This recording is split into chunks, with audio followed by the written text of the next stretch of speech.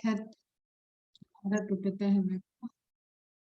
बाकी बच्चे कुछ हम होमवर्क देते हैं क्लास में, कुछ पूछते हैं कि मेरे को सेंड करोगे? पूरी क्लास की जिम्मेदारी ना 2 बच्चों ने उठा ले रखी है। एक तो पहले तो एक ही ने उठा रखी है, हम नाम नहीं बताएंगे, लेकिन पूरी क्लास की जिम्मेदारी, और मैम ने कुछ कहा है उसको अगर कोई 100% मानने वाला स्टूडेंट है क्लास में तो सिर्फ एक स्टूडेंट है, ठीक है? फिर एक और बढ़ के आती है उसमें, बाकियों को तो कोई मतलब ही नहीं है कि मैम क्या कहती है, कुछ कहती भी है कि नहीं कहती। मतलब कब होगा? जब मैम कोर्स नहीं कंप्लीट कराएगी, जब मैम रिवीजन नहीं कराएगी, जब मैम बोर्ड की प्रिपरेशन नहीं कराएगी, तो सबको मतलब आ जाएगा, है ना? देखो ये रिकॉर्ड भी हो रहा है, और सबके पेरेंट्स के भी फिर कॉल आने लगेंगे, क्योंकि तुम लोग पेरेंट्स को बुद्धू बनाओगे, मैम ने किया क्या है, मैम ने कराया क्या है। और जब तक मैम कह रही है तब तक कुछ नहीं। तुम लोग छोटे छोटे क्वेश्चंस में बीच बीच में पूछती हो, उसके आंसर लिखने में तुम्हें कितना टाइम लगता है? तुम लोग आओ, मंडे को आओ, सबसे हम मिलते हैं।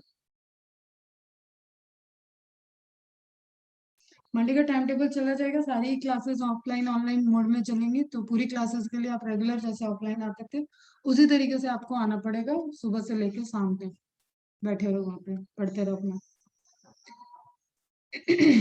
ओके, टाइम टेबल आपको मिल जाएगा, पहले आप टेस्ट दे लो, टाइम टेबल फाइनल हो गया, वो आपको ऑफिशियली जाएगा। मैं टाइम टेबल बताने के लिए नहीं, मैं बस इतना कह रही हूँ कि ऑफिशियली आपको मंडे से जैसे पहले कैप्शन आते थे उसी तरीके से कैप्शन आना स्टार्ट करना। अब कहानी ये चल रही है अपना, अपन लोग देख रहे थे मेंस्ट्रुअल साइकिल, और मेंस्ट्रुअल साइकिल में 2 पोर्शन हमें ध्यान रखना है, एक ओवरियन साइकिल चल रही है और एक यूट्राइन साइकिल चल रही है, और दोनों में इम्पैक्ट किसका है? पिट्यूटरी ग्लैंड के सिक्रीशन का। तो तीन स्टेजेस हम देखते हैं, हार्मोन कहाँ कहाँ से आ रहे हैं, क्या क्या चेंजेस हो रहे हैं, स्ट्रक्चरल चेंजेस क्या है, फंक्शनल चेंजेस क्या है, और किस स्टेज में पूरे मंथली साइकिल में पर्टिकुलर फीमेल क्या क्या डिफरेंट डिफरेंट स्टेजेस में आती है। ओके, तो menstrual cycle is the regular natural change that occur in the female reproductive system that means pregnancy possible। तो जनरल सी बात है, देखो menstrual cycle कब नहीं होगा, तो बहुत कॉमन सा इम्पैक्ट है बिफोर प्यूबर्टी। बिफोर प्यूबर्टी नहीं होगा, किसी फीमेल को मेंस्ट्रुअल साइकिल नहीं आ सकती है, and after menarche after menopause नहीं होगा, मतलब लास्ट पीरियड जब आता है 45 से 50 इयर्स के बीच में फीमेल को, ठीक है, मतलब एज उतनी रहती है, तो मेनोपॉज हो गया। तो after menopause no menstruation, and during this is the reproductive phase of particular female. ये है रिप्रोडक्टिव फेज या reproductive years you can say for a female. Okay, तो अब इस बीच में नहीं है, मतलब मेंस्ट्रुएशन नहीं आ रहा है उसको, ब्लीडिंग मेंस्ट्रुअल साइकिल में मेंस्ट्रुएशन फेज नहीं दिख रहा है उसका, इट मीन्स कि दैट इज प्रेगनेंसी।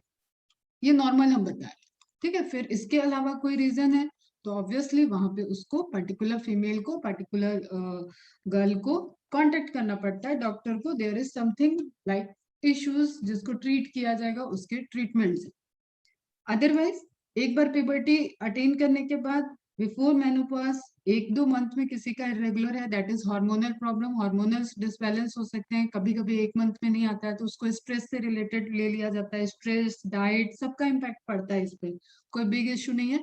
बट हम जब जनरल बातें कर रहे हैं यहाँ पे, तो जनरल क्या है? Before puberty no menstruation, after menopause no menstruation, during reproductive years only if female got pregnant, then there is no menstruation takes place। is it clear?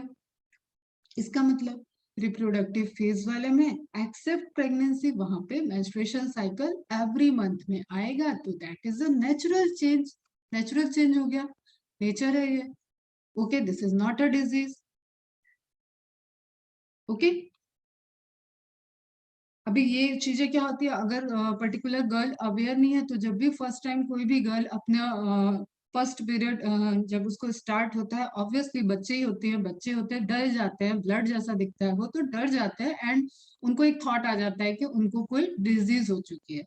इसलिए अब एक फैमिली में और एक अवेयरनेस के पॉइंट ऑफ व्यू से ये ध्यान रखा जाता है थोड़ा, कि कोई भी बड़ी बहन, बड़ी दीदी, मम्मी कोई भी फैमिली मेंबर एक जब एज का टाइम आता है तो थोड़ा थोड़ा अवेयर करके और उनको पॉजिटिव रखते हैं। अदरवाइज पहले बहुत इस बारे में लोग शंकेड एकदम सोच कहते हैं ना कि इसको नहीं अच्छा, किसी को बताना नहीं, किसी को बोलना नहीं, कुछ करना नहीं। अभी भी होता है, बहुत होता है इस तरीके का। तो उस केसेस में क्या होता था, जब girls got their first period तो समटाइम्स सुसाइडल केसेस भी हो जाते थे। वो डर जाते थे कि ये क्या हुआ है, सुसाइड कर लेते थे, वो छुपाते थे। कुछ हम लोग गांव एरिया में लड़कियों के बहुत सारे इश्यूज हो जाते थे। तो ये एक नेचुरल फिनोमेना है, इसके बारे में फैमिली मेंबर्स की रिस्पॉन्सिबिलिटी होती है कि वो एक एज के टाइम में अपने बच्चों को अवेयर कर दें कि इस तरीके का कुछ होगा। तो ऑल ऑफ सडन आपको घबराना नहीं है, ठीक है, अपने फैमिली में बताना है। तो एक अवेयरनेस रहनी चाहिए, क्योंकि this is a natural change that occurs in the female reproductive system that makes pregnancy possible। और जो एक जनरेशन आफ्टर जनरेशन जिम्मेदारी है महिलाओं के ऊपर, वो उसके लिए ये एकदम रिक्वायर्ड चीज हो गया, रिप्रोडक्शन से रिलेटेड। ये the cycle is required for the production of oocytes, ठीक है, female gamete, and for the preparation of the uterus for the pregnancy. एक तो यूट्रस को अगर उस वही इम्प्लांटेशन वाली बात हो गई कि यूट्रस को एंडोमेट्रियम लेयर बनाना है ताकि प्रेगनेंसी के लिए यूट्रस प्रिपेयर हो जाए, ठीक है। और नहीं है तो फिर एंडोमेट्रियम शेड ऑफ हो जाएगा। Up to 80% of women reports having some symptoms during the 1 or 2 weeks prior to menstruation। अब ये जो symptoms हैं इनको collectively we call them premenstrual syndrome। तो ये collectively होते हैं, कई सारे symptoms इसमें दिखते हैं। तो उनको एक मतलब this is not a disease, ये एक कलेक्शन ऑफ सिम्टम्स है जिसको पीएमएस बोलते हैं, प्री मेंस्ट्रुअल सिंड्रोम्स। क्लियर? तो इसमें अलग अलग फीमेल्स को, अलग अलग बच्चों को अलग अलग तरीके के प्रॉब्लम्स होते हैं। मैक्सिमम को जो होता है कि एब्डोमिनल में उनको बहुत सारा स्क्रैम्प फील, एक क्रैम्पिंग सा पूरा फील होता है, स्पाज्म फील होता है, ब्लोटिंग सा होता है, मतलब गैस्ट्रिक फीलिंग आती है, बहुत मरोड़ वाले दर्द होते हैं, मतलब बहुत अनबेरेबल पेन भी होता है। किसी को कुछ साल स्टार्टिंग के रहते हैं, किसी को थ्रू लाइफ रहते हैं, किसी को आफ्टर डिलीवरी खत्म हो जाते हैं, फर्स्ट डिलीवरी। बट ये एक ऐसा फेज है कि जिसमें एक हमें सोशल, चाहे तुम लोग बॉयज के पॉइंट ऑफ व्यू से सुनो या फीमेल के पॉइंट ऑफ व्यू से सुनो, मतलब गर्ल्स बॉयज दोनों के लिए बोल रही हूँ, ये एक ऐसा नेचुरल इवेंट है जिसपे टोटली गर्ल्स का मूड भी डिपेंडेंट होता है। तो हमें सोशली, ये मैं बॉयज को बोल रही हूँ, सोशली जब आपके आसपास आपकी बहन हो, मम्मी हो, या इन फ्यूचर आपकी वाइफ हो, कोई भी हो, या आपके कलीग्स भी हो, तो you should take care for the female's feeling. आपको एक ध्यान रखना चाहिए, क्योंकि आपको नहीं पता कि उसका उस वक्त कौन सा मेंस्ट्रुअल साइकिल का फेज चल रहा है। तो देयर माइट बी चांसेस को उसका irritation behaviour is just because of hormonal changes. तो आप क्योंकि मेडिकल फील्ड में जाने वाले हो और आप इन सब चीजों के लिए, आपको बहुत छोटी सोच कुछ भी नहीं रखना है। एटलीस्ट एक अच्छे इंसान तो बनना है ना अपने को। तो अपने को ये ध्यान रखना है कि घर में भी आपने फील किया होगा कि कभी कुछ कुछ कुछ दिनों में आपको मम्मी बहुत ज्यादा चिड़चिड़ी लगती होंगी, कभी नॉर्मल लगती होंगी। तो that is not their own nature, वो उनका नेचर नहीं। कभी क्या, उनके हार्मोनल जो सिक्रीशन है उसकी वजह से गर्ल्स का एक पूरा जो मूड स्विंग होता है वो चलता रहता है, मंथली चलता है। समझ में आ रही है बात? ठीक है। तो इस ड्यूरेशन, इसमें कई सारे इस तरीके के सिम्टम्स होते हैं जो कि प्रियर्स मेंस्ट्रुएशन भी दिखता है, ड्यूरिंग मेंस्ट्रुएशन भी दिखता है, आफ्टर मेंस्ट्रुएशन इस तरीके के कोई बहुत सिम्टम्स रिपोर्टेड नहीं है, जिसमें फीवर आना भी हो जाता है। समटाइम नेप्टॉल पेन किलर एक यूज होता है, ज्यादा दवा ववा लेना नहीं चाहिए। तो common symptoms include acne, pimples आने लगते हैं। एड देखा होगा तुमने, बहुत सारा एड आता है। एड वाले कभी नोटिस किया है? देखो अब मैं तो ये सब पढ़ाती हूँ तो मैं सारी बातें करूंगी तुम लोगों से, जिसको भी ऑकवर्ड लगे वो प्लीज ऑकवर्ड फील मत करो, क्योंकि जब मैं पढ़ा सकती हूँ तो तुम लोग पढ़ सकते हो। जैसे अपन ने डाइजेस्टिव सिस्टम पढ़ा है, उसी तरीके से हमें ये सिस्टम भी पता होना चाहिए, ठीक है। तो आपने कभी एड जो आते हैं, एडवर्टाइजमेंट आते हैं पिंपल्स के, उसमें कभी नोटिस किया है कि कहीं बच्चे को तो नहीं दिखाया जाता है, कहीं बहुत एजेड आंटी लोग को नहीं दिखाया जाता है? वाई हमेशा एक्ने वाले एड में एकदम ग्रोइंग कॉलेज गोइंग गर्ल, इस तरीके की ही एज एज लिमिट वाली गर्ल्स को, मॉडल्स को दिखाया जाता है? लड़कों में भी एक्ने का प्रॉब्लम होता है, उसका इससे कोई रिलेशन नहीं है। That is related to, basically that is related to oil glands present on your skin, लेकिन that regulated by the hormones, females में, इसलिए एक्ने का प्रॉब्लम बहुत रिपोर्टेड था, pimples. Clear? Tender breast, breast में एक स्टिफनेस आ जाती है during the menstruation time, before the menstruation, मतलब अगर प्री मेंस्ट्रुअल आप देखो तो कभी कभी ऐसे सिम्टम्स आते हैं कि ब्रेस्ट में काफी ज्यादा एक स्टिफनेस रहता है, पेन भी रहता है, और मेंस्ट्रुअल साइकिल स्टार्ट होते ही वो पेन फिर रिजॉल्व हो जाता है। ब्लोटिंग इफेक्ट, लाइक पेट में थोड़ा सा एसिडिटी टाइप का, फीलिंग टायर्ड, ऑब्वियसली इतना ब्लीडिंग वाला फेज आने वाला है तो एक वही मूड स्विंग और फीलिंग टायर्ड वाला। इरिटेबिलिटी, देखो इसको ध्यान रखो, तुम्हें सोशल पर्सपेक्टिव से ये ध्यान होना चाहिए। And mood changes, this is science में, ये साइंस है, ये उसका बिहेवियर नहीं।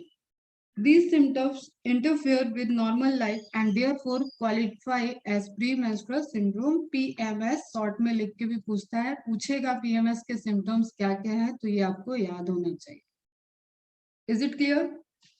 इन 20 to 30% वोमेन, किसी में ज्यादा होता है, किसी में कम होता है, that is again related to their genetics, their hormones. Is it clear? The first period usually begins between the 12 and 15 years of age, that is the puberty age। puberty attend करना इसी को बोलते हैं फीमेल के case में। A point in time known as menarche, तो first period को direct पूछा जाता है, मैच द कॉलम में भी आ सकता है menarche. Menarche is the first period. Menopause is the last period. The typical length of time between the first day of one period and the first day of the next is 21 to 45 days, जिसको आप general में कहते हो 28 days, but वो variation करता है, in fact up to 60 days भी हो सकता है। बट वो पैटर्न होगा, वो उस पर्टिकुलर फीमेल का पैटर्न होगा कि उसको आफ्टर 2 month के पीरियड मेंस्ट्रुएशन साइकिल में मेंस्ट्रुएशन फेज उसका 2 month में आता होगा। ठीक है? इन यंग वुमेन एंड 21 to 35, अब ये जनरल डेटा बेटा याद रखना, 21 to 45 days in young women, 21 to 35 days in adult, and average अगर आप देखोगे तो दैट इज 28 डेज साइकिल। तभी उसको पढ़ते हैं हम लोग, जो आपको बुक में मिलेगा दैट इज जनरल में आप 28 डेज साइकिल पढ़ोगे, और जब आप गायनेकोलॉजिस्ट वाला पूरा पोर्शन पढ़ोगे मेडिकल में, तो आपको डिफरेंट डिफरेंट कॉम्बिनेशन, और डिफरेंट डिफरेंट कॉम्बिनेशन क्यों जनरेट हो रहे हैं उस वक्त, उसकी एनाटॉमी, उसके हॉर्मोन्स के लेवल क्या होते होंगे, ये सब आपको वहां पे डिटेल्स में पढ़ना होगा। Menstruation stops occurring after menopause, which usually occurs between 45, 50, 55। ये सब कोई भी ऐसा श्योर एंड सर्टेन कोई टाइम नहीं कह सकता बेटा कि हाँ इस पर्टिकुलर टाइम में इसका मेनोपॉज हो जाएगा पर्टिकुलर फीमेल में। ओके, इसके बाद भी फीमेल बॉडी में बहुत सारे चेंजेस हैं। फीमेल बॉडी तो मतलब भगवान की देन है कि इतने ज्यादा कॉम्प्लिकेटेड और इतने उतार चढ़ाव उसके नेचुरली बॉडी में है। अब ये 30 से 45 50 वाला जो एरा है, ये कैल्शियम की कमी, आयरन की कमी सब देखना पड़ता है फीमेल को। डिलीवरी हो गई, बेबी के साथ, बेबी के होने की वजह से कुछ चेंजेस बॉडी में आए, वो भी रहते हैं। फिर ये जो मेनोपॉज हो जाता है, उसके बाद लेवल, हार्मोन के लेवल गड़बड़ होते हैं। तो कई फीमेल्स को, एक तुम लोग अगर कहीं देखे हो तो एक जनरल सिम्टम्स में दिखता है कि उनके मोस्टेट वगैरह आने लगते हैं, मतलब उनके मेल मेल हेयर्स फीमेल्स में जनरेट होने लगते हैं, लाइक कि थोड़ा सा बियर टाइप, दाढ़ी जैसा आ गया, थोड़ा सा मूछे आ गए, हेयर्स ग्रोथ स्टार्ट हो जाते हैं, just because of endocrine system disbalance हो जाता है, विच यूजुअली अकर्स बिटवीन, आपको ये एज याद रखना है, और सबसे इंपॉर्टेंट ये दोनों टर्म है यहाँ पे, ये ध्यान रखना। Okay, bleeding usually last around 2 to 7 days। Again देखो ये वेरिएशन है, 2 days is also normal, 7 days is also normal. अब ये डिपेंड है कि उसकी बॉडी का हार्मोन लेवल क्या है, जितना हार्मोन, जितना सिक्रीशन, उतनी मोटी एंडोमेट्रियम लेयर, जितनी मोटी एंडोमेट्रियम लेयर, उतना टाइम लगेगा उसको शेड ऑफ होने में। तो that is not a big issue कि किसी को 4 days रहता है, किसी को 5 days रहता है, किसी को 7 days भी रहता है। इवन लाइफ के अलग अलग फेजेस में अलग अलग डेज में उसको मेंस्ट्रुएशन फेज रहता है। जैसे आफ्टर डिलीवरी किसी किसी को पूरे मंथ ही फिर ब्लीडिंग फेज चलता रहता है। क्लियर? तो बहुत सारे चेंजेस हैं इन सब चीजों में, बट जनरल आप बात करोगे तो जनरल आपको इसी रेंज में आंसर करना है। कुछ क्वेश्चन आता है कि मेंस्ट्रुएशन साइकिल का मेंस्ट्रुएशन फेज कितना है, तो 1 से 5 तक, 1 से 6, 4, 2, जो इस रेंज का दिया हो वो आंसर मोर अप्रोप्रिएट है। The menstrual cycle is govern by hormonal changes, ये तो हम समझ ही रहे हैं. Okay, these changes can be altered by using hormonal birth control pills, जिसके डिटेल में हम लोग नेक्स्ट चैप्टर में बात करेंगे. जब हम रिप्रोडक्टिव हेल्थ की बात करेंगे तो वहां हम लोगों को कॉन्ट्रासेप्शन पढ़ना है, मतलब प्रेगनेंसी को प्रिवेंट करना. ठीक है, तो उसमें ये पोर्शन आएगा कि किस तरीके से इनके हार्मोन के कॉम्बिनेशन को मेंटेन करके दवा बना दी गई, और दवा बना दिया गया तो क्या बन गई, वो बर्थ कंट्रोल पिल्स बन गई.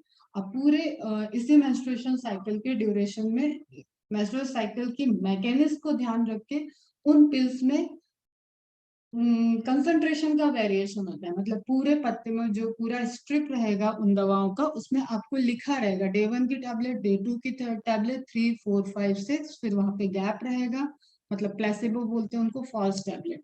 वो सिर्फ ताकि आपका कोई डे मिस ना हो जाए. तो उस केस में क्या चलता है, एक पूरी स्ट्रिप में हर दिन की पिल्स का ड्रग का कंसंट्रेशन अलग होता है. खैर इस पे हम लोग वहीं पे डिटेल में बात करेंगे. Okay, each cycle can be divided into 3 phases based on events in the ovary and the uterus. तो ओवरी के अपने 3 फेज हैं, यूट्राइन के अपने 3 फेज हैं. Ovarian cycle consist of follicular phase, ovulation and luteal phase. कल समझा तो थोड़ा इसको, आज और अलग अलग देख लेंगे. Then uterine cycle is divided into menstruation, proliferative and secreted phase. इनको भी देखेंगे. Stimulated by gradually increased amount of estrogen एक ही बात है, in the follicular phase, discharge of blood menses, flow stops and the lining of the uterus thickness. Okay, oestrogen का follicular phase, यहाँ से stimulation हो रहा है, एस्ट्रोजन का लेवल हाई होगा तो एफएसएच का सिक्रीशन होगा, मतलब एफएसएच का सिक्रीशन होगा तो एस्ट्रोजन का सिक्रीशन बढ़ता जाएगा. फिर जब भी एस्ट्रोजन को एक एलएच सर्ज के टाइम में थोड़ा सा एस्ट्रोजन की भी पीक आती है, तो एस्ट्रोजन क्योंकि फॉलिकल से डेवलप हो रहा है तो पहले एफएसएच को सिक्रीट करना पड़ेगा, देन एस्ट्रोजन सिक्रीट होगा. हार्मोन वाला पूरा एक चार्ट देखेंगे अपन. और उससे क्या होगा कि फॉलिकल डेवलप हो रही है, फॉलिकल डेवलप भी होती रहेगी, एस्ट्रोजन की सिंथेसिस भी बढ़ती जाएगी. एक अप्रोक्सीमेटली एक मैक्सिमम लिमिट पे एस्ट्रोजन का सिग्नल ही एस्ट्रोजन का लेवल इंडिकेट करता है कि now it's time to LH surge. तो एलएच का ल्यूटिनाइजिंग हार्मोन का सिक्रीशन पिट्यूटरी ग्लैंड बढ़ा देगी, पिट्यूटरी ग्लैंड एलएच को बढ़ाएगी, तो ओवुलेशन होगा ओवरी में. दैट इज जस्ट बिकॉज क्योंकि जो हार्मोन्स हैं वो ब्लड के थ्रू ट्रांसपोर्ट कर रहे हैं. Okay, follicles in the ovary begin developing under the influence of a complex interplay of hormone. देखो ये लिखा ही हुआ बेटा कॉम्प्लेक्स, इसलिए जिस दिन हम हार्मोन पढ़ाएंगे, आज नहीं पढ़ाएंगे, मंडे पढ़ेंगे सामने सामने. Okay, complex interplay of hormone एकदम अटेंटिव होकर समझना. इंटरप्ले मतलब सब आपस में इंटरलिंक्ड होंगे, तो किसकी किस केस में प्रायोरिटी है वो मेन चीज है, और कहाँ पे बोथ आएगा वो मेन चीज है. And after several days one और ओकेजनली टू बिकम डोमिनेंट. कौन, टर्सरी फॉलिकल की बात कर रहा है, जो ग्राफियन फॉलिकल में वो जो अपन ने देखा था ना रिक्रूटमेंट एंड सिलेक्शन वाला प्रोसेस, वही है. Non dominant follicles shrink and die. Approximately mid-cycle 24-36 hours after the, ये important point है, LS surge और ovulation में पहले LS surge आता है, तो 24 to 36 hours after the luteinizing hormone surge, इसके बाद मतलब वही हो गया ovulation के पहले 24-36 या LS surge के बाद ovulation, एक ही बात है. The dominant follicle जो select हुई थी releases an secondary oocyte in an event called ovulation. After ovulation, the oocyte या oocyte only lives for 24 hours और 48 hours तक भी जाएगा, ये ऐसा कुछ नहीं होता. Or less without fertilization, while the remains of the dominant follicle in the ovary becomes a corpus luteum. जो ग्राफियन follicle था वो corpus luteum में convert हो गया और luteal phase start हो जाएगा.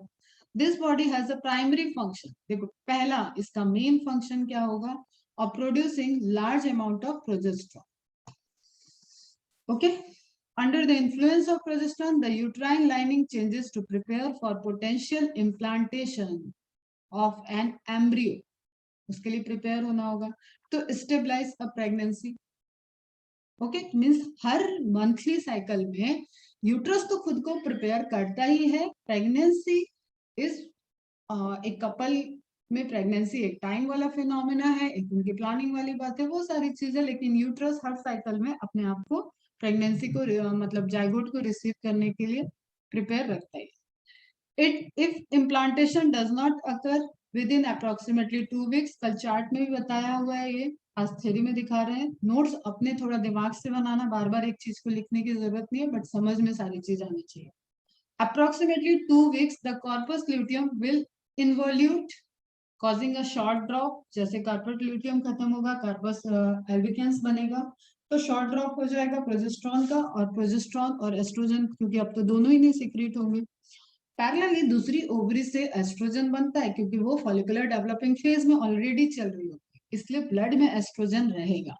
The hormones drop causes the uterus to shed its lining in a process termed menstruation. Menstruation also occur in closely related primates, और इस पोर्शन का एनसीईआरटी मार्क कर लेना। एनसीईआरटी की लाइंस आगे होंगी वो ब्लैक वाले नोट्स में। तो ऐप और मंकी ये जो होते हैं, इनमें भी मेंस्ट्रुएशन फेज, मेंस्ट्रुएशन साइकिल होती है, और जिसमें नहीं होती उसमें ओएस्ट्रस साइकिल होती है बाकी में। ओके, एक कंपैरेटिव पढ़ा देंगे हम लोग, चार्ट दे देंगे। ओके, अब आ जाते हैं, ये तो कुछ एक्स्ट्रा पॉइंट थे और सब कनेक्टिंग पॉइंट थे। अब आते हैं अपन एनसीईआरटी वाले ग्राफ को देखने। इसको अपन 3 फेज में देखेंगे, एक पिट्यूटरी वाला पहले देखेंगे, देन ओवेरियन देखेंगे, देन यूट्रस देखेंगे।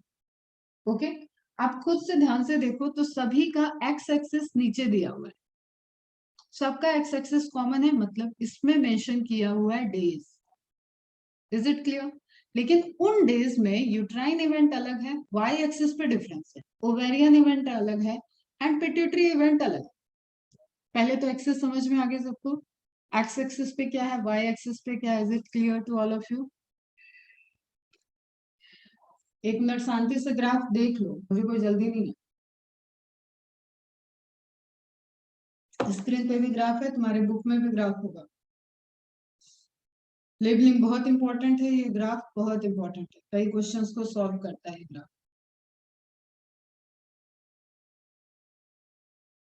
देख लिया सबने? एक्सिस क्लियर है? ओके, तो वाई एक्सिस पे हमने क्या 3 पोर्शन डिवाइड कर दिया है, एक यूट्रस, एक ovary, and third one is pituitary.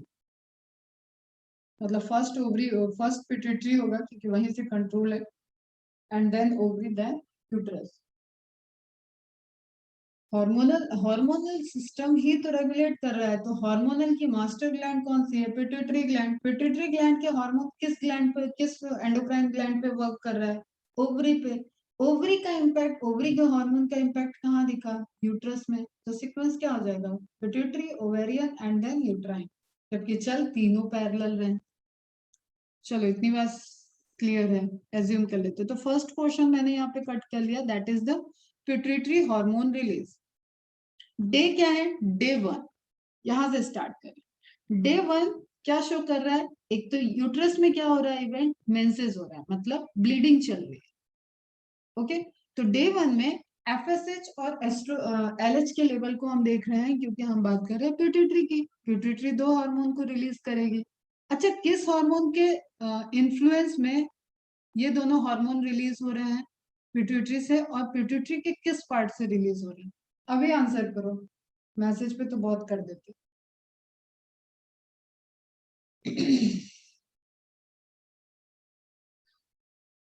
Follicular stimulating hormone and LH luteinizing hormone दोनों किस हार्मोन के रिस्पॉन्स से जनरेट हो रहे हैं? किस, कौन सा हार्मोन इनके सिंथेसिस को स्टिमुलेट करता है?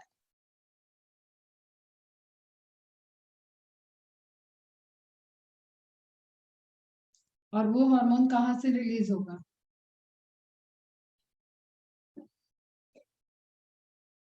नहीं, पहले पिट्यूटरी और मास्टर ग्लैंड्स की बात चल रही है, ऊपर जाओ। अभी एस्ट्रोजन तो पहली बार सिक्रीट होगा, तब एस्ट्रोजन का इस पे फीडबैक मैकेनिज्म आएगा। हाँ आकाश, करेक्ट है, जीएनआरएच, गोनेडोट्रोपिक रिलीजिंग हार्मोन कहाँ से रिलीज होता है?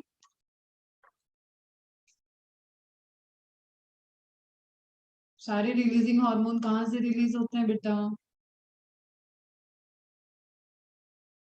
Hypothalamus, very good. तो हाइपोथैलेमस से क्या रिलीज हुआ? जीएनआरएस। जीएनआरएस कहाँ वर्क किया? एंटीरियर पिट्यूटरी या posterior pituitary? Anterior, very good. तो एंटीरियर पिट्यूटरी से क्या क्या सीक्रेट हुआ? एलएच और एफएसएच, वेरी गुड।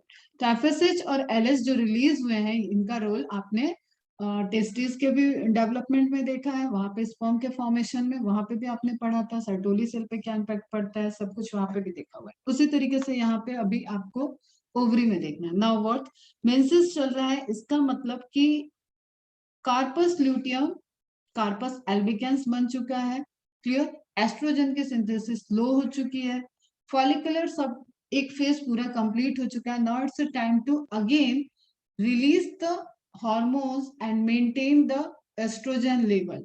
ठीक है, तो सबसे पहले क्या होगा? फॉलिक एलएस से देखते हैं। सबसे पहले क्या होगा? ल्यूटिनाइजिंग हार्मोन का लेवल देखते हैं। तो ये जीरो तो कभी कोई हार्मोन होगा नहीं, पहली बात दिमाग में रख लेना। अब एस्ट्रोजन लेवल डाउन है, एस्ट्रोजन को हाई करने के लिए फॉलिकल का डेवलपमेंट करना पड़ेगा। ठीक है, फॉलिकुलर लेवल क्यों यहाँ से बढ़ रहा है? उसका रीजन ये है कि फॉलिकुलर स्टिमुलेटिंग हार्मोन प्री मतलब यहाँ पहले शुरू शुरू में क्यों ज्यादा है? क्योंकि यहाँ पे फॉलिकुलर स्टिमुलेटिंग चल रहा है, फॉलिकुलर डेवलप हो चुकी है, उसके बाद सारा थीका एक्सटर्नल इंटरनल सारी लेयर्स बन चुकी हैं। तो नाउ इट्स एस्ट्रोजन का लेवल एक मेंटेन है, तो एस्ट्रोजन इस ड्यूरेशन में फीडबैक करेगा, क्लियर। तब एस्ट्रोजन की सिंथेसिस बहुत नीडेड नहीं है, इसलिए एफएसएच डाउन हो जाएगा। स्टार्टिंग में क्या रहेगा? एफएसएच सबसे हाई, एफएसएच हाई चल रहा है एलएच और एफएसएच के कंपैरिजन में। हाई क्यों है? क्योंकि एस्ट्रोजन नहीं है, फॉलिकुलर को बनाना पड़ेगा। Follicles are the responsible for the synthesis of oestrogen.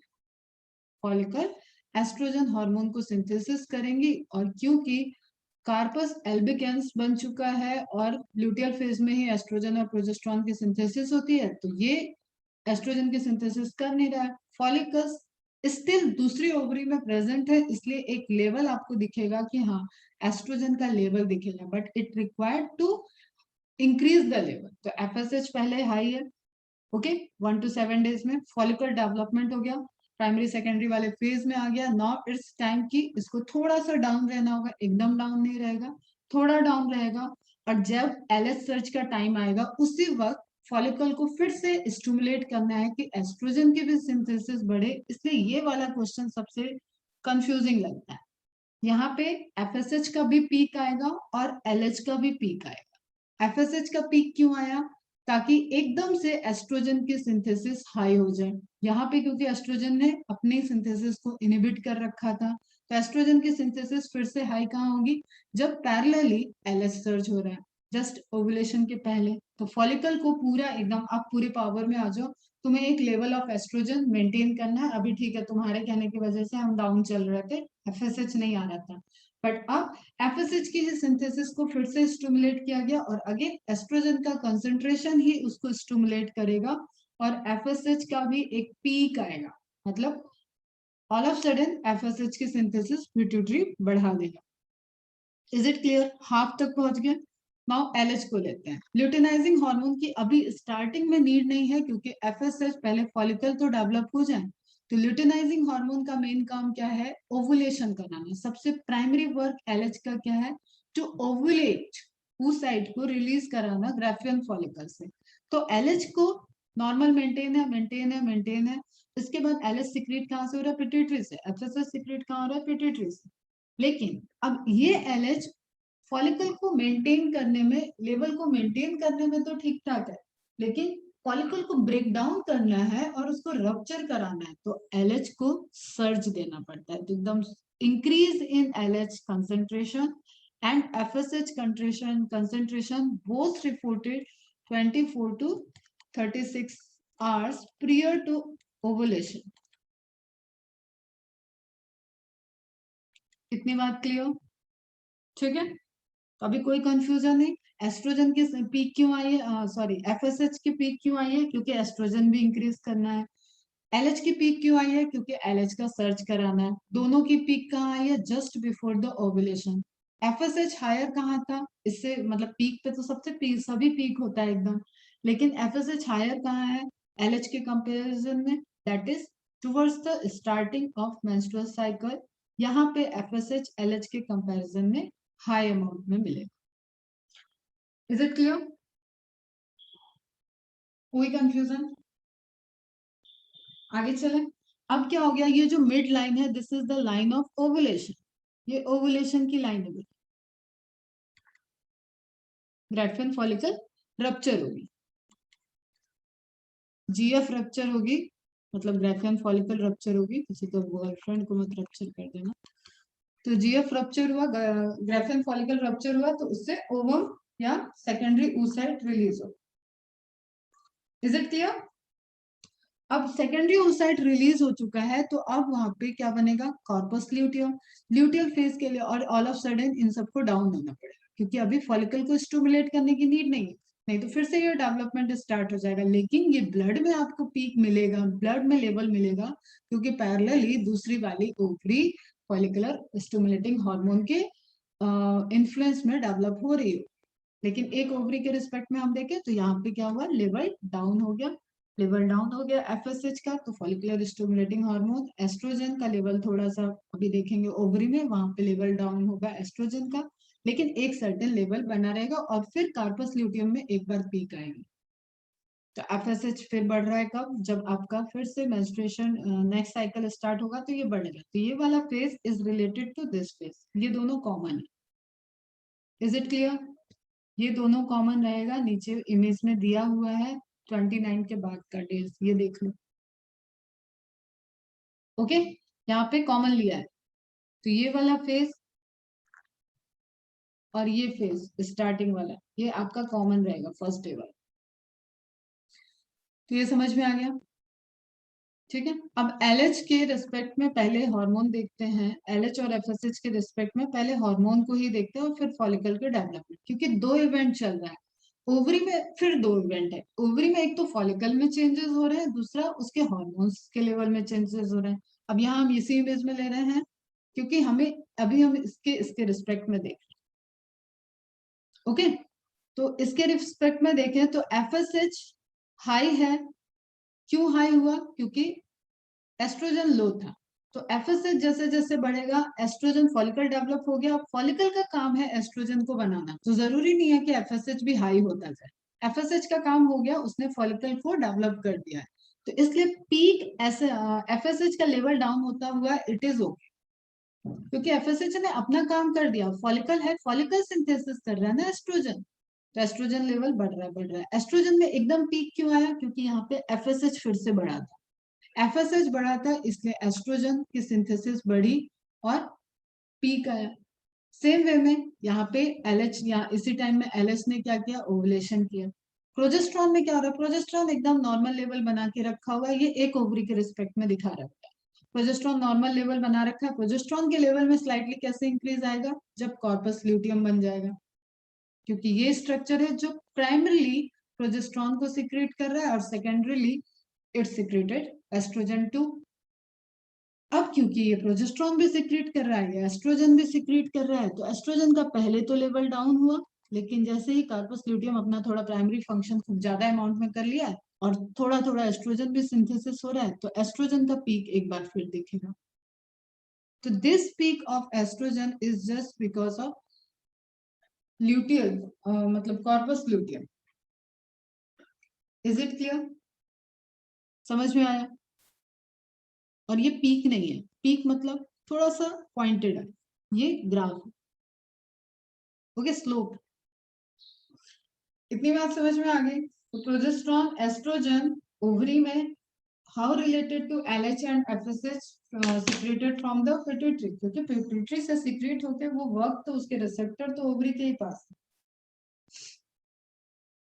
Okay, तो एस्ट्रोजन का लेवल दो बार बढ़ता है, एक बार कार्पस ल्यूटियम की सिक्रीशन की वजह से, और पैरेलली अगर आप इस पूरे कंसंट्रेशन की बात करो तो पैरेलली वही जीरो नहीं हो सकता है, क्योंकि दूसरी दूसरी ओवरी में ऑलरेडी यहाँ पे इस फेज में सेकेंडरी या टर्सरी फॉलिकल्स होंगे, सेकेंडरी फॉलिकल्स होंगे और वो सिक्रीट कर रहे हो, तो एस्ट्रोजन की, लेकिन ये वाली पीक आपको ध्यान रखनी है, this is because of corpus luteal also secreted the oestrogen.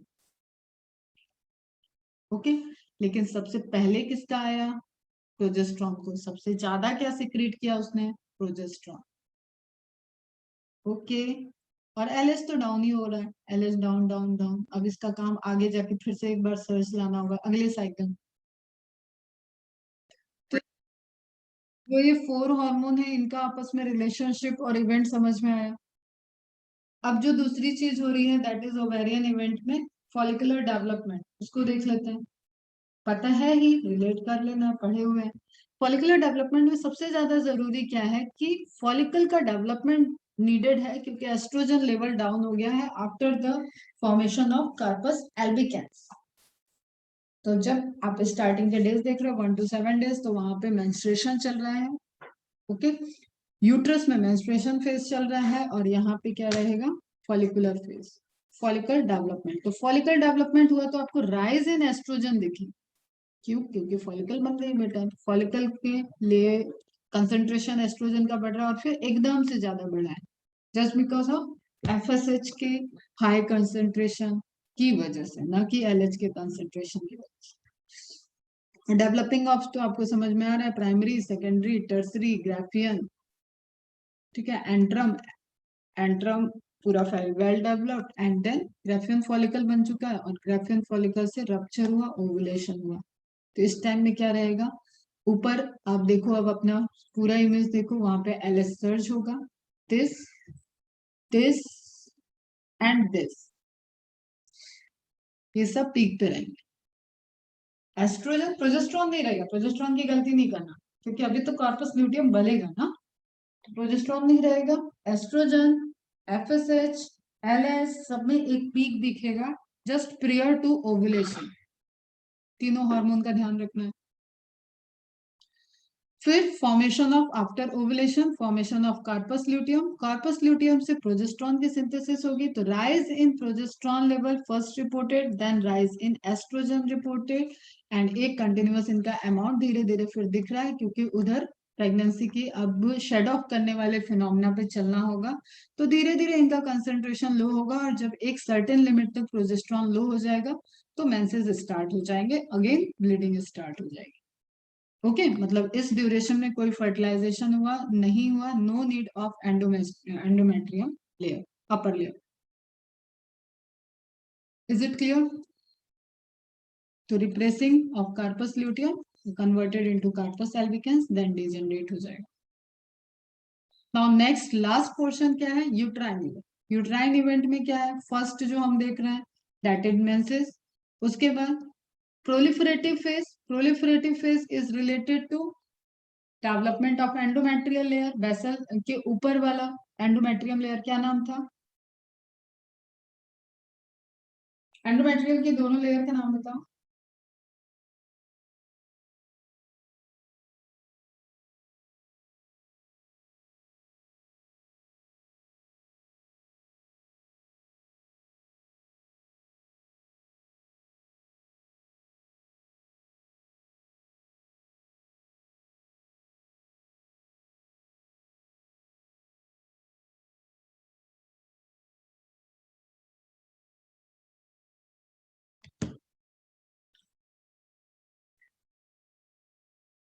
फंक्शनलिस and बेसिलिस, हाँ, स्ट्रेटम कॉमन रहेगा, स्ट्रेटम फंक्शनलिस एंड स्ट्रेटम बेसिलिस, नहीं बेटा, एंडोमेट्रियम के दोनों। तो स्ट्रेटम फंक्शनलिस वो लेयर है जो कि चेंज होती रहती है, और बेसिलिस कांस्टेंट है। बेसिलिस स्ट्रेटम फंक्शनलिसिस को फॉर्मेशन में रोल प्ले करेगी। एक इमेज दिखाया था उसमें लिखा हुआ था, वो याद रखना है आपको। तो उसी का प्रोलिफरेशन हो रहा है वो, ये जस्ट सपोज आपकी ये वाली लेयर जो आपको कांस्टेंट दिख रही है, हम इस एक्सिस पे अगर लाइन खींचते हैं तो ये वाली लेयर आपकी क्या है, stratum basalis, permanent layer of endometrium. Okay, अगर लाइनिंग से देखोगे तो ये इनर साइड पे रहेगी, और फॉर्मेशन से देखोगे तो ये पहले बनेगी। फिर इसके ऊपर अब ये जो डेवलप हो रही है दैट इज द स्ट्रेटम फंक्शनलिस, जो फंक्शन कर रही है, जो इम्प्लांटेशन करेगी, जो शेड ऑफ होगा, जिसमें चेंजेस है, जो लेयर हर दिन बदल रही है, हर दिन जिसकी थिकनेस बदलेगी, दैट इज स्ट्रेटम फंक्शनलिस। और जब पूरा इवेंट हुआ और फर्टिलाइजेशन इम्प्लांटेशन नहीं हुआ, तो जो लेयर शेड ऑफ होगी वो यही होगी। ओके बच्चा, तो इसके डेवलपमेंट वाला फेज क्या हो गया, प्रोलिफरेटिव फेज। देन जब इसका वेस्कुलर सप्लाई और सब कुछ मेंटेन, मतलब सबसे ज्यादा हाईली थिक ये कब दिखेगी, सेक्रेटरी फेज में। तो यूट्राइन का सेक्रेटरी फेज, ओवेरी का ल्यूटियल फेज। यूट्राइन का प्लोरिफरेटिव फेज एंडोमेट्रियम का फॉर्मेशन, और ओवरी में follicular phase, follicular development. Is it clear? यहाँ पे मेंस्ट्रुएशन, वहां पे फॉलिकुलर डेवलपमेंट की अर्ली स्टेज। समझ में आया बच्चों? ओवुलेशन यहाँ नहीं होगा, वहां 3 इवेंट में ओवुलेशन है ना बेटा बीच में, ओवुलेशन यहाँ नहीं होगा, इसलिए यहाँ मेंस्ट्रुएशन नाम दिया जाएगा। तो ओवुलेशन थर्ड, बीच का सेंटर इवेंट जो इंपॉर्टेंट है ओवुलेशन, ओव्यूल का रिलीज होना, वो तो सिर्फ और सिर्फ ओवरी में ही होगा, वहीं पे फॉर्मेशन हो रहा है। तो 3 स्टेप के नाम याद रखने। सीक्वेंस क्लियर है? लेयर क्लियर है, वेरी गुड। थिकनेस कब ज्यादा कब कम वो क्लियर है। अब लोग कंपैरेटिव देख लेते हैं। कंपैरेटिव में क्या कह रहा है कि progesterone level down down down, progesterone level high होते ही क्या होगा, एंडोमेट्रियम लेयर मेंटेन होगा। Progesterone level down, endometrium layer weak होना स्टार्ट हो जाएगी, अभी शेड ऑफ नहीं होगा, उसके टिश्यू टूटना स्टार्ट होंगे, फिर वो शेड ऑफ में चली जाएगी, तब ये वाला फेज वापस आ जाएगा, नेक्स्ट साइकिल का स्टार्टिंग फेज। ओके, क्लियर है? तो प्रोजेस्टेरॉन का लेवल समझ में आया। एस्ट्रोजन इस लेयर के डेवलपमेंट में, मेंटेनेंस में इसके साथ वर्क करता है, लेकिन टू मेंटेन, मतलब इसके प्रिपरेशन में मेंटेन कर सकता है, स्टार्टिंग में मेंटेन कर सकता है, लेकिन टू मेंटेन अगर प्रायोरिटी देना है आपको, तो that is progesterone. Okay, clear है, गुड। और शेड ऑफ होना is just because of decrease in progesterone then shed off, ये पहले हुआ है, ये उसके रिस्पेक्ट में, उसकी वजह से ये हुआ है। Shed of menstruation phase influenced by the decrease level of progesterone, follicular stimulating hormone released या synthesis stimulate due to because of low level of estrogen. इस तरीके का कंपैरेटिव आपको याद रहना चाहिए। अभी हम बोल रहे हैं तो सब समझ में आया? यहाँ तक क्लियर है सब? बताओ, कल से यही पढ़ा रहे हैं, क्लियर होना चाहिए। इज इट क्लियर बच्चा? रिप्लाई करो सभी।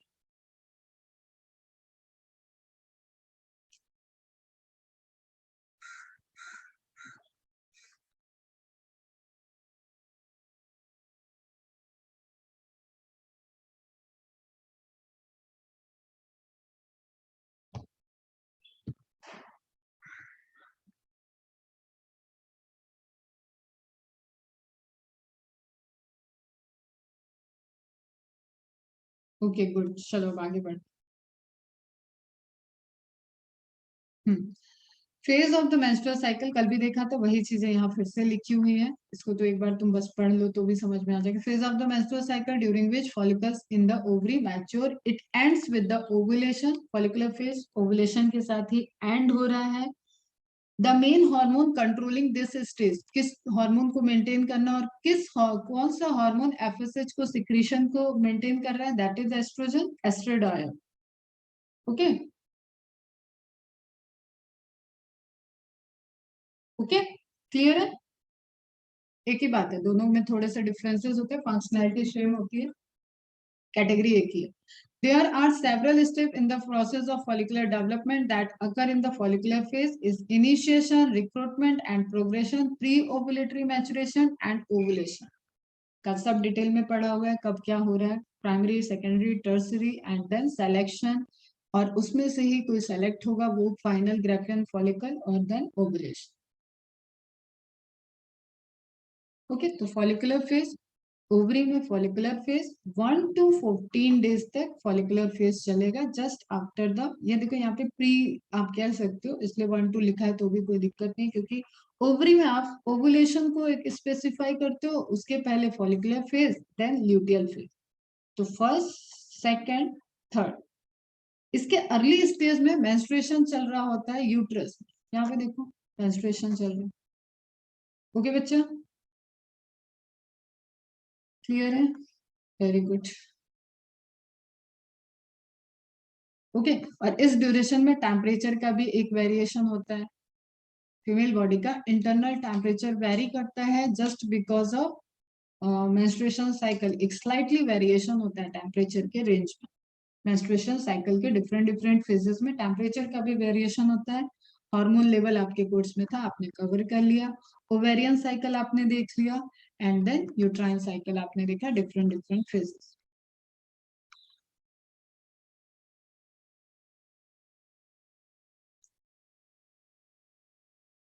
Okay, good. तो menses, proliferative and secretory phase.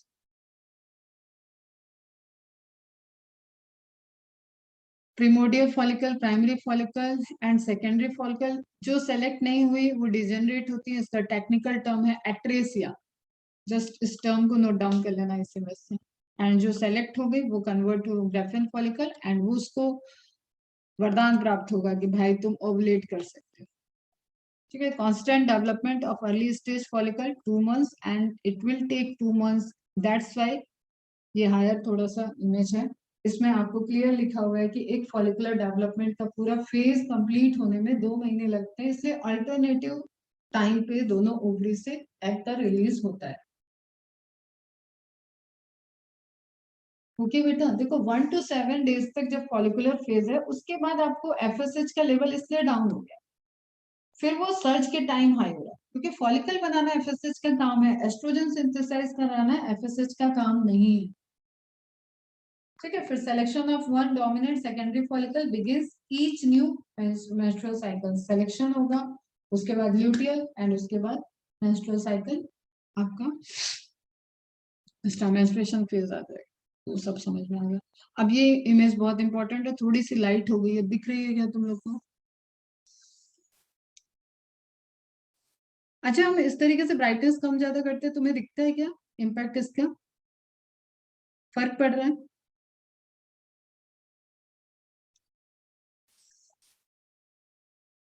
नहीं होते हैं। मैंने एक दिन सुनील सर को डांट दिया था, वो बच्चों को क्लास ले रहे थे एकदम ब्राइटनेस लो करके। मैंने कहा बच्चों को कुछ दिख भी रहा है? तो बच्चों से पूछे, बच्चे भी बोले कि नहीं हमें तो नहीं फर्क पड़ रहा है। मैंने कहा अच्छा, गलत डांट दिया फिर तो। ठीक है। तो यहाँ पे ये जो इमेज है ये आपको दिख रही है, फिर क्या सॉरी बोल देते हैं?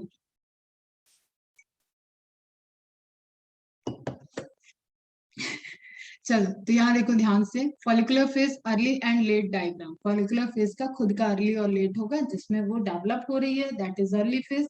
जब वो फंक्शन कर रही है, सिंथेसिस कर रही है हार्मोन का और अपने को चेंज कर रही है ब्रैकियन फॉलिकल तक, तो वो सब क्या हो जाएगा? Late phase. अभी ध्यान से पूरा अब तक का रिकॉल करते हैं। हाइपोथैलेमस, हाइपोथैलेमस से रिलीज हो रहा है gonadotropin releasing hormone GnRH. GnRH work किया पिट्यूटरी ग्लैंड पे, पिट्यूटरी ग्लैंड के एलएच, सॉरी एंटीरियर पिट्यूटरी से एलएच और एफएसएच रिलीज हुआ। ओके, दिख रहा है ना सबको? नहीं तो सुनो ध्यान से, बाकी हल्का तो दिख ही रहा है। एलएच और एफएसएच रिलीज हुआ। LH theca cell granulosa cells याद होंगे। ये थोड़ा हाई लेवल की इंफॉर्मेशन है, जब आपको सारी इंफॉर्मेशन क्लियर हो तो थोड़ा सा इस पे भी नजर डाल लेना। This is the mechanism of formation of hormone जो ओवरी में बन रहा है, उस हार्मोन के एस्ट्रोजन के फॉर्मेशन के मैकेनिज्म। अदरवाइज आपके लिए बहुत इंपॉर्टेंट नहीं है, जस्ट बिकॉज जो आपने फॉलिकल डेवलपमेंट में लेयर्स बनाई है ना, उनकी इंपॉर्टेंस को ये ग्राफ शो कर रहा है। तो थीका सेल जो बनी थी वो कोलेस्ट्रॉल को रिलीज करती, मतलब कोलेस्ट्रॉल पे वर्क करेंगी। कोलेस्ट्रॉल को एंड्रोस्टेनोडायोन में कन्वर्ट करेगी। That process is in presence of desmolase complex के, एंजाइमेटिक कॉम्प्लेक्स के प्रेजेंस में। ऑब्वियसली मेटाबॉलिक पाथवे हुआ तो इन प्रेजेंस ऑफ एंजाइम्स होगा। एंड्रोस्टेनोडायोन, ये नाम याद रहना चाहिए, ये एक तरीके से प्रिकर्सर है, ध्यान देना, प्रिकर्सर है एस्ट्रोजन का। और यही एंड्रोस्टेनोडायोन ट्रांसफर होगा ग्रेनुलोसा सेल के पास। ग्रेनुलोसा सेल में फिर से एक पाथवे चलेगा जिसका कॉम्प्लेक्स एंजाइम रहेगा एरोमेटेज। एरोमेटेज एंजाइमेटिक कॉम्प्लेक्स के फॉर्म में मतलब एक तरीके से ये इंटरमीडिएट समझ, ये इंटरमीडिएट कॉम्प्लेक्स है, मॉलिक्यूल्स ही है। और उससे फिर एस्ट्रोजन का फॉर्मेशन होगा, और एस्ट्रोजन का फॉर्मेशन ग्रेनुलोसा लेयर से हुआ, सेल से हुआ। हाई एस्ट्रोजन प्रोडक्शन, ओवुलेशन पे वर्क कर रहा है साथ में, लेकिन और कौन वर्क कर रहा है, एलएच सर्ज वर्क कर रहा है। तो प्राइमरी क्या है ये, सेकेंडरी क्या है ये, दैट्स वाई दोनों पीक आया। पहला तो एक यही टफ क्वेश्चन लगता है बच्चों को, इस पे ध्यान देना। Importance is the peak of LH for the ovulation, but at the same time FSH भी हाई हुआ, एफएसएच हाई हुआ है तो एस्ट्रोजन का लेवल भी हाई होगा ओवुलेशन। Is it clear? तो ओवुलेशन हुआ। अब एक हार्मोन और याद रखना है, इनिबिटरी वाला।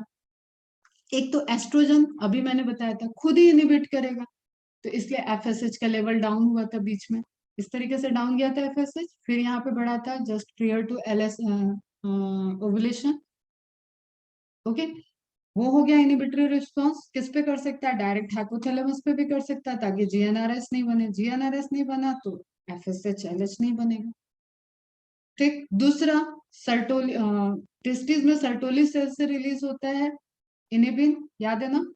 और यहाँ पे ग्रैनुलोसा सेल रिलीज कर रही है, तो इनिबिन कहाँ पे निगेटिव इंपैक्ट कर रहा है, फीडबैक मैकेनिज्म पिट्यूटरी ग्लैंड पे।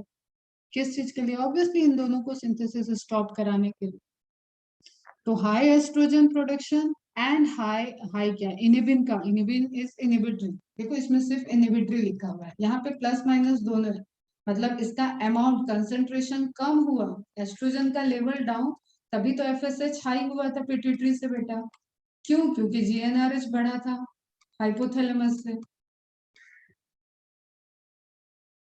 Is it clear? मैं टफ तरीके से पढ़ा रही हूँ क्या थोड़ा? मुझे थोड़ा ना ऐसा लगता है कि जो चीज पहले पढ़ लिया है वो ध्यान में होगा। तो जीएनआरएच कैसे रिलीज हो रहा है ये सब पढ़े हो, कई बार मैंने फीडबैक इनिबिशन पढ़ाया है, तो वो भी ध्यान में होना चाहिए। समझा ना, सभी को समझा क्या? तो एस्ट्रोजन खुद कम हुआ था कब, जब कार्पस एल्बिकेंस बना था, तो कार्पस एल्बिकेंस के बनने की वजह से एस्ट्रोजन का लेवल डाउन हुआ, तो एस्ट्रोजन ने पॉजिटिव फीडबैक किया।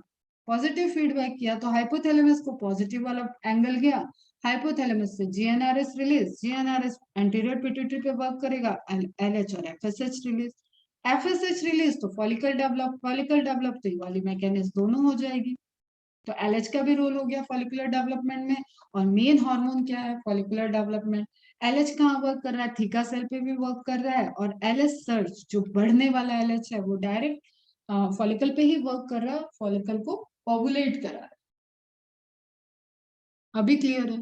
फिर एस्ट्रोजन का लेवल हाई है तो हाई हो गया, एक अमाउंट तक सिंथेसिस हो रहा है, तो और वो फॉलिकल को डेवलप ना करे, इसलिए एफएसएच के लेवल को डाउन कराने के लिए निगेटिव इनिबिशन हो जाएगा।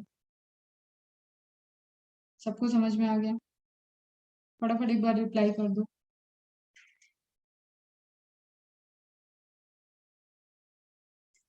Is it clear? Estrogen FSH LH को इन्फ्लुएंस करता है ना इनिशियली, हाँ बेटा। जीएनआरएच को करेगा तो जीएनआरएच से ऑब्वियसली फिर एफएसएच एलएच को हो जाएगा। जो देखो ये क्या थी, ये मास्टर ग्लैंड थी, दिस इज मास्टर ग्लैंड, ये क्या थी, मास्टर ऑफ मास्टर ग्लैंड, पढ़ाया हुआ है ना। तो हाइपोथैलेमस पे अगर कोई डायरेक्ट कांटेक्ट बॉस के बॉस से है तो फिर बात ही खत्म ना। तो एस्ट्रोजन यहाँ पे भी निगेटिव इनिबिशन कर सकता है, यहाँ पे भी निगेटिव इनिबिशन कर सकता है। अभी क्लियर? फिर ovulation, the release of eggs from the ovaries in humans, this event, अभी हम फास्ट बताएंगे, सब पढ़ा हुआ है। Events occur when the ovarian follicles ruptures and release the secondary oocyte। Ovarian follicle का नाम क्या रहेगा, Graafian follicle. Okay, after ovulation, during the luteal phase, the egg will be available to be fertilized by sperm. एक arrow गया था कल कि fertilisation के लिए जाएगा, तो एग सिलोमिक कैविटी से देन ट्रांसफर हो जाएगा फैलोपियन ट्यूब में। ये सब सीक्वेंस याद रखना है, ये मैंने जनरल में पढ़ाया, हो सकता है कल के पेपर में भी मैं पूछ रही हूँ कि फैलोपियन ट्यूब क्या है, कब कौन एग रिलीज हुआ तो कहाँ जाएगा, कौन रिसीव करेगा। ठीक है, ट्यूबेक्टोमी, वेसेक्टोमी, ये सब टर्म्स जो आ चुके हैं, वो भले ही अभी पूरा डिटेल में नहीं पढ़ा है, लेकिन इतना तो याद रहना चाहिए कि फॉलिकल फैलोपियन ट्यूब को कट किया तो ट्यूबेक्टोमी है। ठीक है, वैसा डिफरेंस को कट किया तो स्पर्म का ट्रांसपोर्टेशन रुक जाएगा, वो वेसेक्टोमी है। हिस्टेरेक्टोमी क्या था, यूट्रस को रिमूव करना पड़ गया तो हिस्टेरेक्टोमी होगा। तो इस तरीके के टर्म्स जो आ चुके हैं वो आ सकते हैं क्वेश्चन में। In humans ovulation occurs about mid में 28 का डायरेक्ट आधा हो जाता है through the menstrual cycle after the follicular phase. The few days surrounding ovulation from approximately 10 to 18। अब ये आपको न्यूमेरिकल सॉल्व करने के लिए इंपॉर्टेंट है। 10 to 18 डेज या कॉन्ट्रासेप्टिव में आप नेचुरल मेथड जब पढ़ते हो, मतलब बॉडी की फिजियोलॉजी को जानने के बाद, ठीक है, क्योंकि अलग अलग रिलीजन्स में अलग अलग मान्यता है कि कॉन्ट्रासेप्टिव यूज करना चाहिए या नहीं करना चाहिए, तो उसमें भी डॉक्टर एक अवेयरनेस देती है कि व्हाट इज द फिजियोलॉजी क्या कहती है, फीमेल की बॉडी की जो फिजियोलॉजी, अगर आप उसको भी समझ रहे हो तो भी आपको पता है इन ड्यूरेशन में फीमेल्स इज मोर, आप कह लो कि more compatible with the pregnancy to achieve more active phase उसका चलेगा जिसमें वो प्रेगनेंसी को अचीव कर सकती है। तो 10 to 18 डेज। अब ये तुम्हें ध्यान में लगेगा कि मैम 14 डेज पे ओवुलेशन हो रहा है तो 10 डेज पे क्यों होगा, वो सब हार्मोनल कंट्रोल है बेटा। तो आगे के कुछ दिन, पीछे के कुछ दिन ले लिए गए, तो नेचुरली ये जो पूरा 10 to 18 डेज है, और यही आपको ध्यान रखना है न्यूमेरिकल में अगर इसको कर देगा 45 तो उसी के अकॉर्डिंग ये वाला रेंज बदल जाएगा, ठीक है। तो 14 के रेस्पेक्ट में -4 +4, यही तो हुआ है। -4 गए तो 10, +4 गए तो 18। This is all depend on the hormonal बेटा, हार्मोनल कंसंट्रेशन इसको कर रहा है। पिट्यूटरी ग्लैंड को ये नहीं पता कि ये आज एग्जैक्ट 14वां दिन है जाके एलएच को सीक्रेट करके थप्पड़ मरवाना, वहां पे तो रेगुलर एक चेंज है। तो हो सकता है जो अमाउंट ऑफ कंसंट्रेशन चाहिए एलएच का वो 12वें दिन में आ गया, तो उस साइकिल में फीमेल का ओवुलेशन कहाँ पे हो गया, 12वें दिन में। तो एक रेंज ऑफ डेज निकाला जाता है कि that is the most fertile phase. Okay, clear है। तो this is the knowledge of female physiology, मतलब बॉडी की फिजियोलॉजी के अकॉर्डिंग ये स्टेप इंपॉर्टेंट। तो मोस्ट फर्टाइल फेज हो जाएगा ये। Estrogen levels peak towards the end of the follicular phase just because of FSH बढ़ाता है, इसलिए एस्ट्रोजन लेवल का भी पीक आता है, जिसको बच्चे भूल जाते हैं। This causes a search in the level of LH and FSH. क्यों? क्योंकि ये एफएसएच भी रिलीज हो रहा है, एफएसएच से एस। अब यहाँ पे देखो ये दोनों लाइन फिर से कॉन्ट्राडिक्ट है। This causes a search in the level of LH, ये तो ठीक था, लेकिन एस्ट्रोजन का लेवल क्यों हायर गया? एस्ट्रोजन का लेवल हाई है तो एफएसएच क्यों हाई होगा? ऑलरेडी एफएसएच क्यों चाहिए? ताकि हमें फॉलिकुलर स्टिमुलेटिंग, ऑलरेडी एफएसएच का लेवल हाई होगा, एफएसएच बढ़ेगा तो फिर से फॉलिकुलर के अंदर स्टिमुलेटिंग हार्मोन का इम्पैक्ट पड़ेगा और एस्ट्रोजन की सिंथेसिस हाई होगी। तो दिस इज अगेन, ये भी लाइन करेक्ट है, ये भी करेक्ट है। या फॉलिकल ऑलरेडी इतने एक्टिव हैं कि वो एफएसएच को भी पॉजिटिव इम्पैक्ट भी तो कर रहे हैं ना, ये देखो एस्ट्रोजन पॉजिटिव इम्पैक्ट भी कर रहा है। तो एस्ट्रोजन का कंसंट्रेशन वैसे तो नेचुरल ये होना चाहिए, रूल ये कहता है कि एस्ट्रोजन का लेवल लो होगा तो वो पॉजिटिव इम्पैक्ट करेगा और हाइपोथैलेमस से इंड्यूस करके पिट्यूटरी से एफएसएच को रिलीज कराएगा। पर ये दोनों ही स्टडी में पाया गया है कि एलएच का लेवल बढ़ाने के लिए एस्ट्रोजन का high level important role play करता है। This is the okay, this is the one sided case, इसमें कोई कॉन्ट्राडिक्शन नहीं। लेकिन एस्ट्रोजन का लेवल हाई है इसलिए एफएसएच हाई है, ये कॉन्ट्राडिक्ट है और ये ट्रू भी है।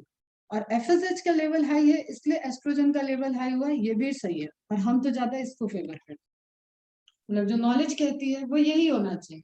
और अगेन ये दोनों चीजें इसलिए कॉन्ट्राडिक्ट हो रही है बेटा, उसका जो सिंपल आपको सॉल्यूशन मिलेगा that is because there is one more ovary.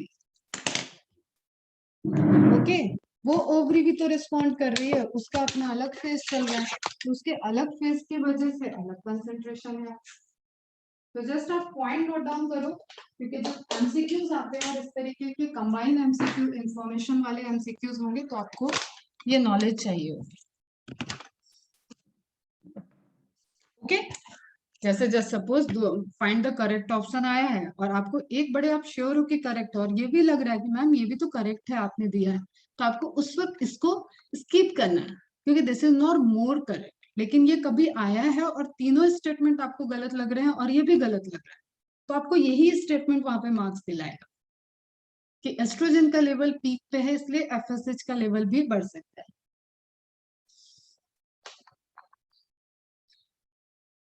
Note down कर लेना और स्टार मार्क लगा लेना और अपने लैंग्वेज में यहाँ पे हिंदी इंग्लिश में लिख लेना कि जिस टाइम जैसा क्वेश्चन आएगा उस टाइम उसको आपको प्रेफरेंस देना है.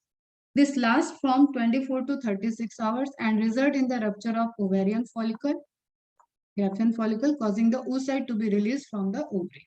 That is the process of ovulation. Okay, फिर से एक बार देखो ध्यान से समझो. LH का सर्च, सॉरी ये एस्ट्रोजन एंड ये प्रोजेस्ट्रॉन. 2 बार एस्ट्रोजन का लेवल हाई होता है, एक बार जस्ट प्रियर टू ओवुलेशन और एक बार आपका ल्यूटियल फेज में भी हाई होगा. ठीक है. सेम वे में FSH हाई होता है just prior to ovulation. LS तो हाई होगा ही, LS सर्च. तो कहाँ कहाँ हाई हो रहा है वो वैल्यू याद रखना. Now lastly luteal phase, just because of formation of corpus luteum. तो after ovulation होगा. The latter phase of the menstrual cycle, it begins with the formation of corpus luteum and ends in either pregnancy or luteolysis. Formation of corpus albicans. Corpus albicans. It is also known as luteolysis. Lysis means breakdown होना. Luteal phase को तोड़ दो. That is the process of luteolysis. और luteolysis, luteal phase को maintain कौन कर रहा है? Corpus luteum. तो breakdown of या degeneration of corpus luteum is the luteolysis. The main hormone, important point है, associated with this stage is progesterone. Main मतलब अब आपको एक को priority देनी है, which is significantly higher during the luteal phase than other phase of the cycle. देखा आपने.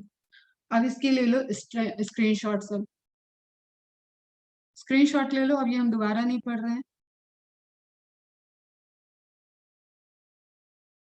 ऐसा कुछ है क्या कि एस्ट्रोजन मेनली FSH सिक्रीट कराता है? हाँ बेटा ऐसा है ना.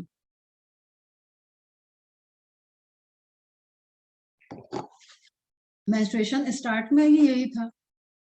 मेंस्ट्रुएशन की वजह से एस्ट्रोजन फेज मतलब कॉर्पस ल्यूटियल इधर डिजेनरेट हुआ तो एस्ट्रोजन का लेवल एकदम डाउन हो गया. एस्ट्रोजन का लेवल FSH को सिक्रीट कराया था.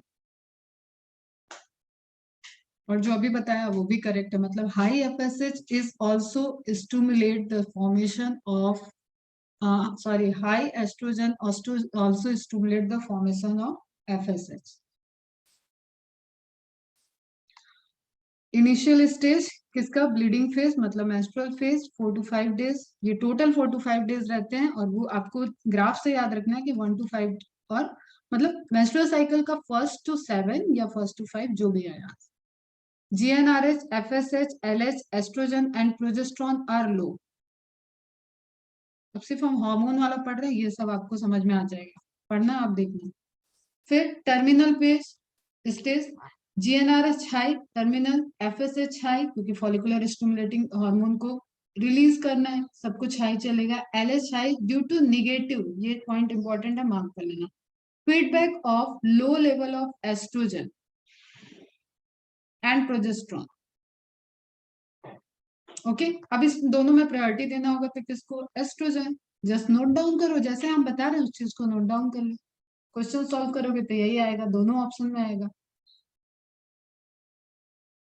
तो अपने को कैसे ध्यान में रखना है कि हाँ दोनों कॉम्बिनेशन में वर्क कर रहे हैं लेकिन मेन वर्क किसका है? एस्ट्रोजन का for the synthesis of FSH. Main work किसका है? एंडोमेट्रियल लेयर को मेंटेन करने में प्रोजेस्ट्रॉन. लेकिन मेंटेन दोनों लेयर कर रहे हैं, दोनों हार्मोन कर रहे हैं.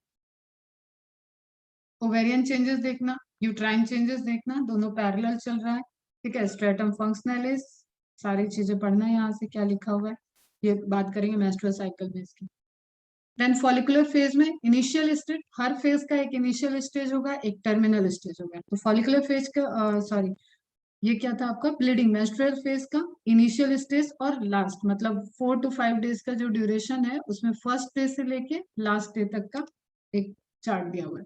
Then follicular phase, initial stage and terminal stage. GnRH high, FSH high, LH high, estrogen क्योंकि ये फॉलिकुलर फेज है. प्लोरिफरेटिव कहाँ है? यूट्रस में. एस्ट्रोजेनिक, एस्ट्रोजन का लेवल हाई है, that's why also known as estrogenic phase. Pre ovulatory phase, ये भी करेक्ट है. अब ये पढ़ के जाओगे और ये टर्म पढ़ेगे आएगा तो थोड़ा सा दिमाग लगाओ. एस्ट्रोजेनिक फेज किसको कहेंगे? जिसमें एस्ट्रोजन सबसे ज्यादा हाई है. वो फेज कौन सा है? Just pre ovulatory phase. Follicular जब डेवलप है तो क्या चल रहा है वहां पे, एस्ट्रोजन की सिंथेसिस सबसे हाई। फॉलिकुलर के टर्मिनल फेजेस में क्या है, आगे देखना है, देखते हैं अभी। 1 to 2 secondary follicle, 1 tertiary follicle में कन्वर्ट हुआ, changes formation of Graafian follicle, वही सिलेक्शन रिक्रूटमेंट का।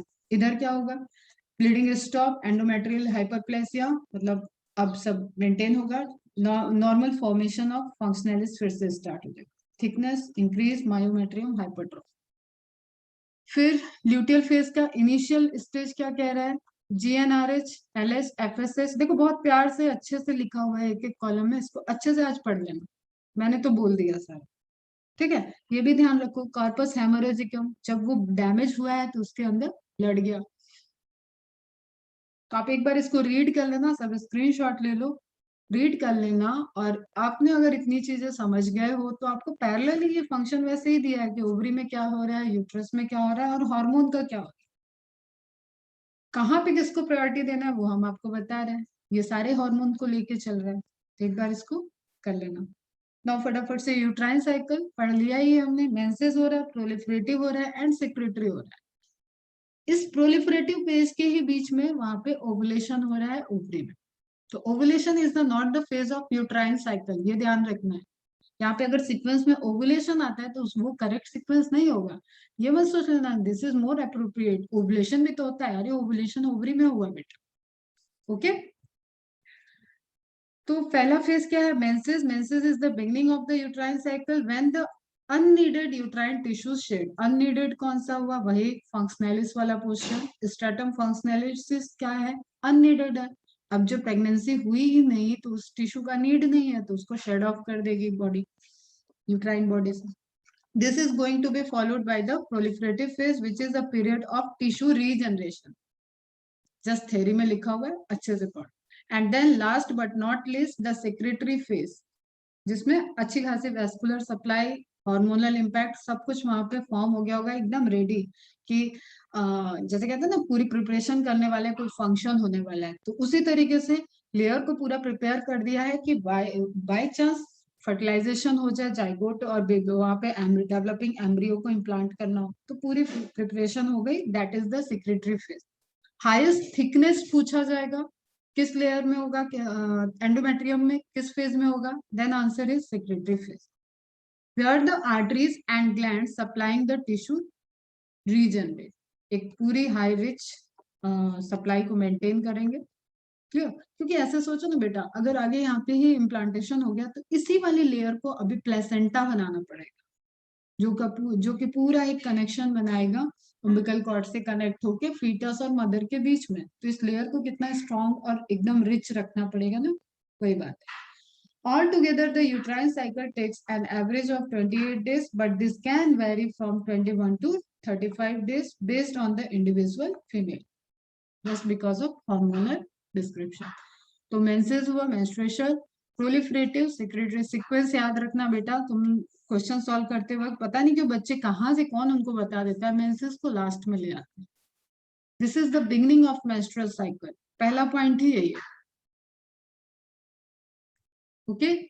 मेंस्ट्रुअल ब्लीडिंग से रिलेटेड कितना अमाउंट होता है, the average volume of menstrual fluid, मतलब 1 to 5 डेज जिसके जितना फेज रहा उसमें 35 ml मेंस्ट्रुअल फ्लूइड होता है, this is not the blood, इसलिए पूरा एकदम टेक्निकल टर्म इसका क्या होगा, menstrual fluid 35 ml. The usual amount of blood loss per period is 10 to 35 ml. ये भी रेंज दे दिया। Each soap normal size tampon or pad holds a teaspoon 5 ml of blood.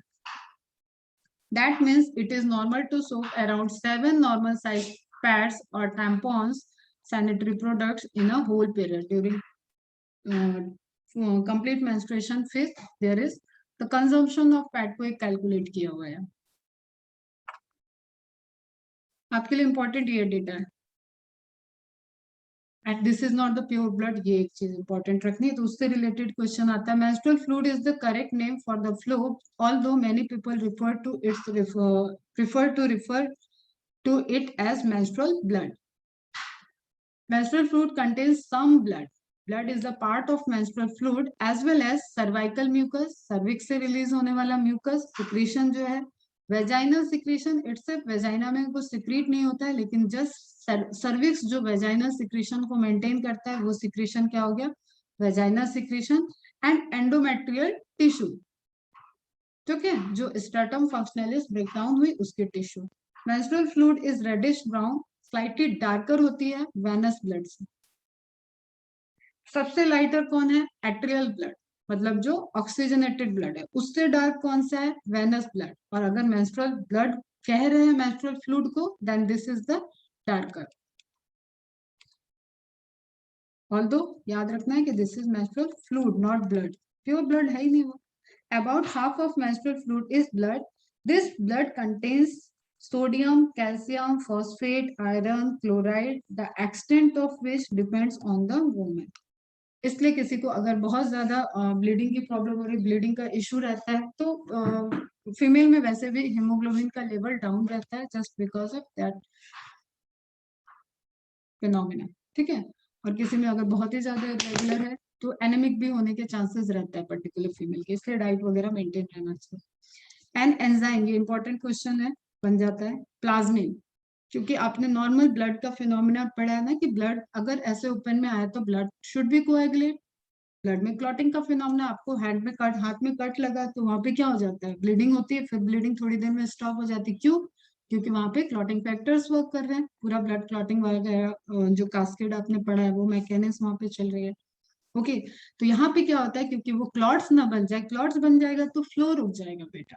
That's why plasmin नाम का एक enzyme secrete हो रहा है या प्रोटीन सिक्रीट होता है, कहाँ से, एंडोमेट्रियम की ही सेल्स कुछ स्पेसिफिक हैं जो कि प्लाज्मिन को सिक्रीट करते हैं, वो प्रिवेंट करता है कि क्लॉटिंग ना, inhibit the blood from clotting, और यही प्लाज्मिन इटसेल्फ मेंस्ट्रुएशन फ्लूइड का भी पार्ट बन जाता है। दैट्स वाई जो मेंस्ट्रुएशन ब्लड होता है वो क्लॉट नहीं करता है।